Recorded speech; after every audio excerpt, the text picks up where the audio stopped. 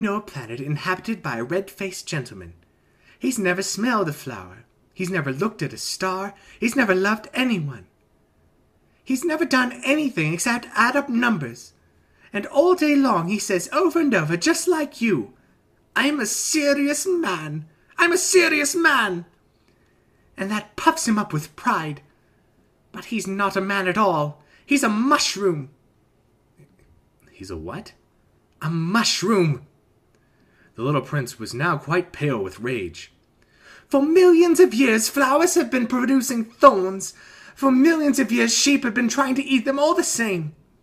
And it's not serious trying to understand why flowers go through such trouble to produce thorns that are good for nothing. It's not important, the war between the sheep and the flowers.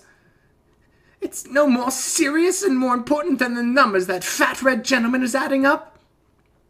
Suppose I happen to know a unique flower, one that exists nowhere in the world except on my planet, one that a little sheep can wipe out in a single bite one morning, just like that, without even realizing what he's doing.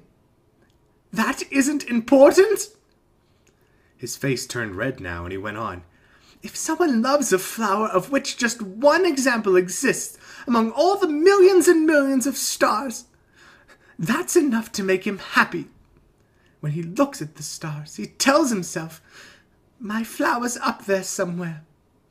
But if the sheep eats the flower, then for him it's as if suddenly all the stars went out. And that isn't important? He couldn't say another word. All of a sudden he burst out sobbing. Night had fallen. I dropped my tools. What did I care about my hammer? About my bolt? About thirst and death? There was on one star, on one planet, on mine, the earth, a little prince to be consoled. I took him in my arms. I rocked him. I told him, the flower you love is not in danger. I'll draw you a muzzle for your sheep. I'll draw you a fence for your flower.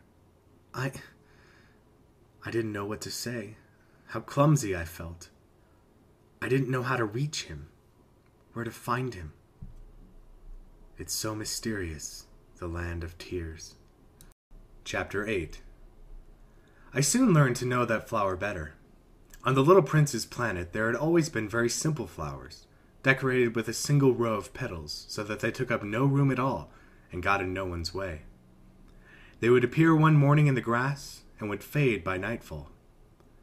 But this one had grown from a seed brought from who knows where, and the little prince had kept a close watch over a sprout that was not like any of the others. It might have been a new kind of baobab. But the sprout soon stopped growing and began to show signs of blossoming. The little prince, who had watched the development of an enormous bud, realized that some sort of miraculous apparition would emerge from it. But the flower continued her beauty preparations in the shelter of her green chamber, selecting her colors with the greatest care and dressing quite deliberately, adjusting her petals one by one. She had no desire to emerge all rumpled like the poppies. She wished to appear only in the full radiance of her beauty. Oh yes, she was quite vain, and her mysterious adornment had lasted days and days.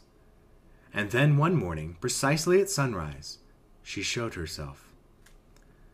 And after having labored so painstakingly, she yawned and said, I'm hardly awake. Forgive me, I'm still all untidy. But the little prince couldn't contain his admiration. How lovely you are! Aren't I? The flower answered sweetly. And I was born the same time as the sun. The little prince realized that she wasn't any too modest, but she was so dazzling. I believe it's breakfast time, she had soon added. Would you be so kind as to tend to me? And the little prince, utterly abashed, having gone to look for a watering can, served the flower. She had soon begun tormenting him with her rather touchy vanity. One day, for instance, alluding to her 4 thorns, she remarked to the little prince, I'm ready for tigers with all their claws. There are no tigers on my planet, the little prince had objected. And besides, tigers don't eat weeds. I'm not a weed, the flower replied sweetly. Forgive me. I am not at all afraid of tigers, but I have a horror of draughts. You wouldn't happen to have a screen? A horror of draughts? That's not a good sign for a plant, the little prince had observed. How complicated this flower is. After dark you will put me under glass. How cold it is where you live. Quite uncomfortable. Where I come from... But she suddenly broke off. She had come here as a seed. She couldn't have known anything of other worlds. Humiliated at having let herself be caught on the verge of so naive a lie, she coughed 2 or 3 times in order to put the little prince in the wrong. That screen? I was going to look for one, but you were speaking to me. Then she made herself cough again, in order to inflict a tinge of remorse on him all the same. So the little prince, despite all the goodwill of his love, had come to mistrust her. He had taken seriously certain inconsequential remarks, and had grown very unhappy. I shouldn't have listened to her, he confided to me one day. You must never listen to flowers. You must look at them and smell them. Mine perfumed my planet, but I didn't know how to enjoy that. The business about the tiger claws, instead of annoying me, ought to have moved me. And he confided further. In those days I didn't understand anything. I should have judged her according to her actions, not her words. She perfumed my planet and lit up my life. I should never have run away. I ought to have realized the tenderness underlying her silly pretensions. Flowers are so contradictory. But I was too young to know how to love her. Chapter 9. In order to make his escape, I believe he took advantage of a migration of wild birds. On the morning of his departure, he put his planet in order. He carefully raked out his active volcanoes. The prince possessed 2 active volcanoes, which were very convenient for warming his breakfast. He also possessed 1 extinct volcano. But, as he said, you never know. So he raked out the extinct volcano too. If they are properly raked out, volcanoes burn gently and regularly, without eruptions. Volcanic eruptions are much like the fires in a chimney. Of course, on our Earth, we are very much too small to rake out our volcanoes. That is why they cause us so much trouble. The little prince also uprooted, a little sadly, the last baobab shoots. He believed he would never be coming back, but all these familiar tasks seemed very sweet to him on this last morning. And when he watered the flower one last time, and put her under glass, he felt like crying. Goodbye, he said to the flower, but she did not answer him. Goodbye, he repeated. The flower coughed, but not because she had a cold. I've been silly, she told him at last. I ask for your forgiveness. Try to be happy. He was surprised that there were no reproaches. He stood there quite bewildered, holding the glass bell in midair. He failed to understand this calm sweetness. Of course I love you, the flower told him. It was my fault that you never knew. It doesn't matter. But you were just as silly as I was. Try to be happy. Put that glass thing down. I don't want it anymore. But the wind, my cold isn't that bad. The night air will do me. In the grass. I'll watch you out of the corner of my eye, and you won't say anything. Language is the source of all misunderstandings.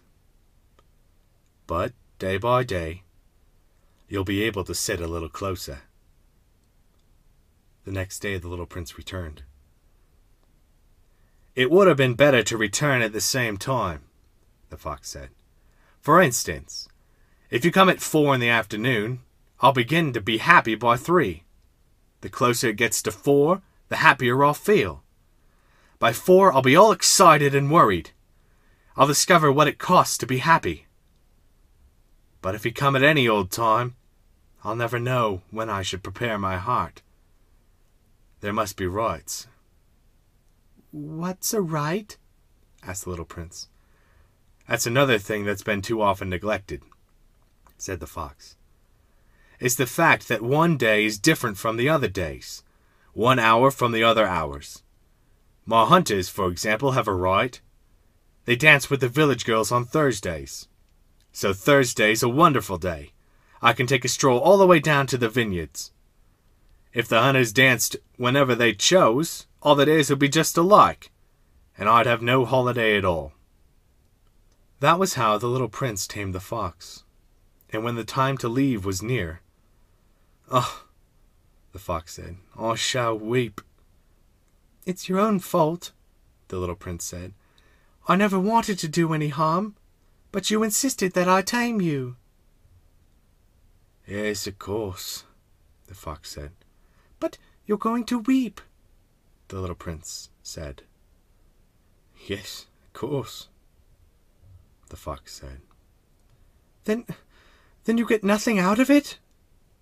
"I'll get something, because of the color of the wheat."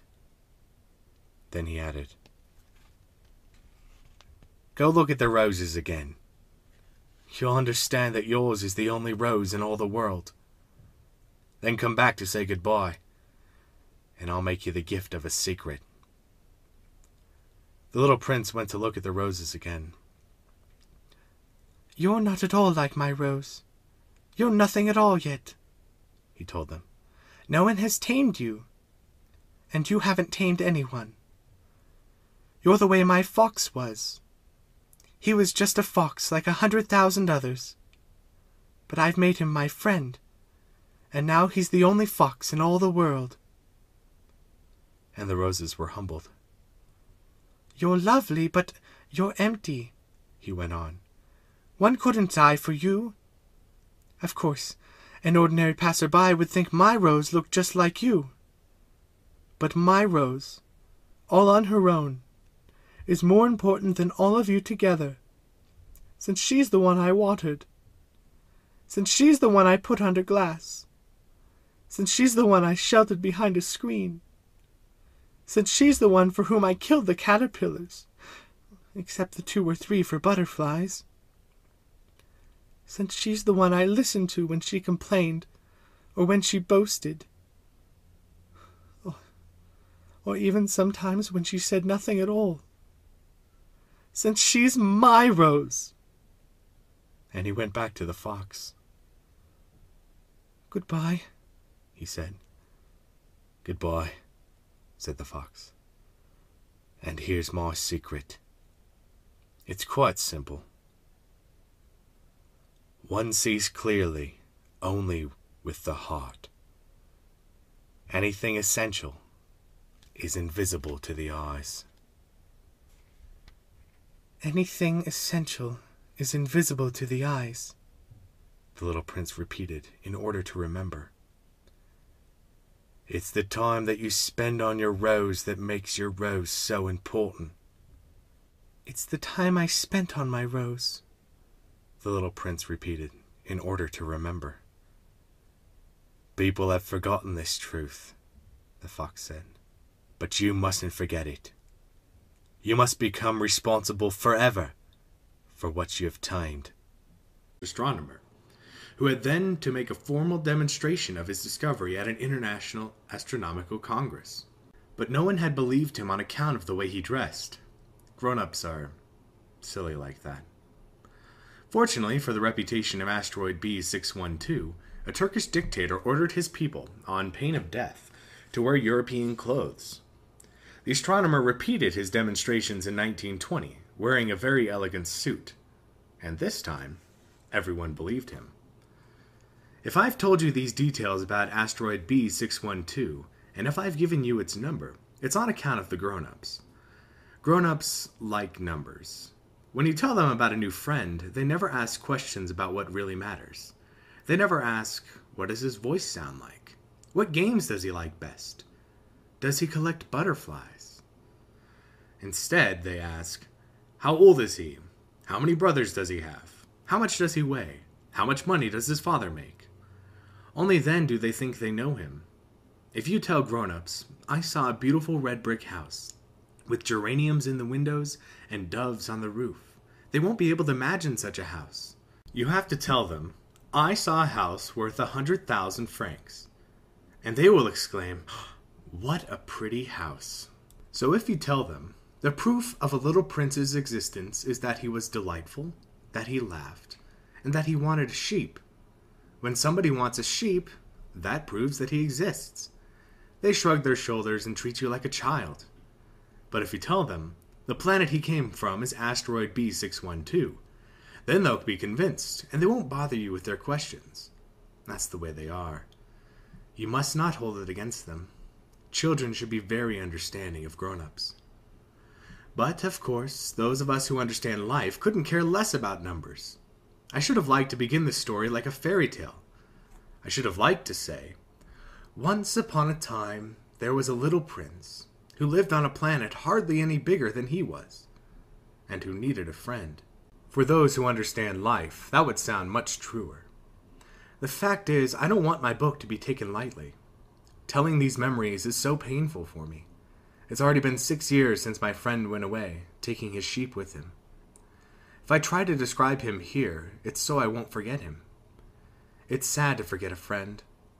Not everyone has a friend. And I might become like the grown-ups who are no longer interested in anything but numbers. Which is still another reason why I bought a box of paints and some pencils. It's hard to go back to drawing at my age, when you've never made any attempts since the one of the boa from inside, and the one of a boa from outside at the age of 6. I'll certainly try to make my portraits as true to life as possible, but I'm not entirely sure of succeeding. One drawing works, and the next no longer bears any resemblance. And I'm a little off on his height, too. In this one, the prince is too tall, and here he's too short, and I'm uncertain about the color of his suit. So I grope in one direction and another as best I can. In the end, I'm sure to get certain more important details all wrong. But here you'll have to forgive me. My friend never explained anything. Perhaps he thought I was like himself. But I, unfortunately, cannot see a sheep through the sides of a crate. I may be a little like the grown-ups. I must have grown old. Chapter 5. Every day I'd learn something about the little prince's planet, about his departure, about his journey. It would come quite gradually, in the course of his remarks. This is how I learned on the 3rd day about the drama of the baobabs. This time, too, I had the sheep to thank, for suddenly the little prince asked me a question, as if overcome by a grave doubt. Isn't it true that sheep eat bushes? Yes, that's right. Ah, I'm glad.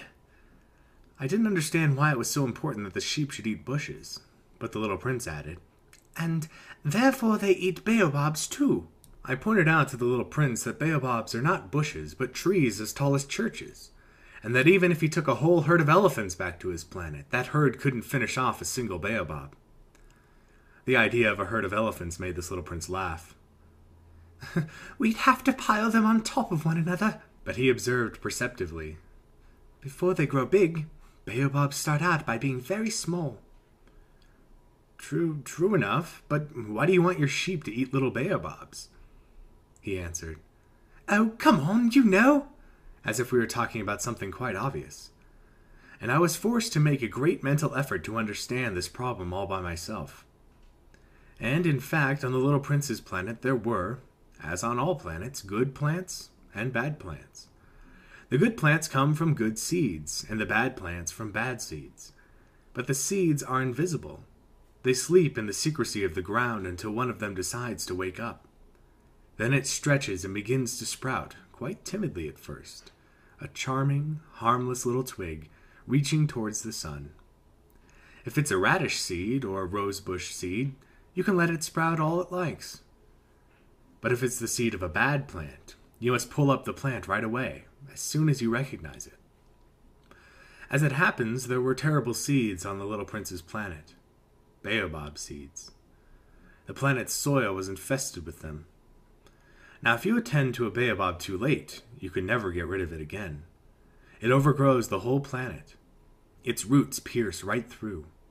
And if the planet is too small, and if there are too many baobabs, they'll make it burst into pieces. It's a question of discipline, the little prince told me later on. When you've finished washing and dressing each morning, you must tend your planet. You must be sure you pull up the baobabs regularly, as soon as you can tell them apart from the rose bushes, which they closely resemble when they're very young. It's very tedious work, but very easy. And one day he advised me to do my best to make a beautiful drawing, for the edification of the children where I live. If they travel some day, he told me, it could be useful to them. Sometimes there's no harm in postponing your work until later, but with baobabs, it's always a catastrophe. I knew one planet that was inhabited by a lazy man. He had neglected 3 bushes. So, following the little prince's instructions, I have drawn that planet. I don't much like assuming the tone of a moralist, but the dangers of baobabs is so little recognized, and the risks run by anyone who might get lost on an asteroid are so considerable, that for once I am making an exception to my habitual reserve. I say, children, watch out for baobabs. It's to warn my friends of a danger of which they, like myself, have long been unaware, that I work so hard on this drawing. The lesson I am teaching is worth the trouble. You may be asking, why are there no other drawings in this book as big as the drawing of the baobabs? There's a simple answer. I tried, but I couldn't manage it. When I drew the baobabs, I was inspired by a sense of urgency. Chapter 6. Oh, little prince. Gradually, this was how I came to understand your sad little life. For a long time, your only entertainment was the pleasure of sunsets. I learned this new detail on the morning of the 4th day, when you told me, I really like sunsets. Let's go look at one now. But we have to wait. What for? For the sun to set. At first you seemed quite surprised, and then you laughed at yourself, and you said to me, I think I'm still at home. Indeed, when it's noon in the United States, the sun, as everyone knows, is setting over France. If you could fly to France in 1 minute, you could watch the sunset. Unfortunately, France is much too far, but on your tiny planet, all you had to do was move your chair a few feet, and you could watch the twilight whenever you wanted to. One day I saw the sun set 44 times. And a little later, you added, You know, when you're feeling very sad, sunsets are wonderful. On the day of the 44 times, were you feeling very sad? But the little prince didn't answer. Chapter 7. On the 5th day, thanks again to the sheep, another secret of the little prince's life was revealed to me. Abruptly, with no preamble, he asked me, as if it were the fruit of a problem long pondered in silence. If a sheep eats bushes, does it eat flowers too? A sheep eats whatever it can find. Even flowers that have thorns? Yes, even flowers that have thorns. Then what good are the thorns? I didn't know. At that moment I was very busy trying to unscrew a bolt that was jammed in my engine. I was quite worried, for my plane crash was beginning to seem extremely serious, and the lack of drinking water made me fear for the worst. What good are thorns? The little prince never let go of a question once he had asked it. I was annoyed by my jammed bolt, and I answered without thinking. Thorns are no good for anything. They're just a flower's way of being mean. Oh. But after a silence, he lashed out at me with a sort of bitterness. I don't believe you. Flowers are weak. They're naive. They reassure themselves whatever way they can. They believe their thorns make them frightening. I made no answer. At that moment I was thinking, if this bolt stays jammed, I'll knock it off with the hammer. Again the little prince disturbed my reflections. Then you think flowers... No, not at all. I don't think anything. I just said whatever came into my head. I'm busy here with something serious. He stared at me astounded.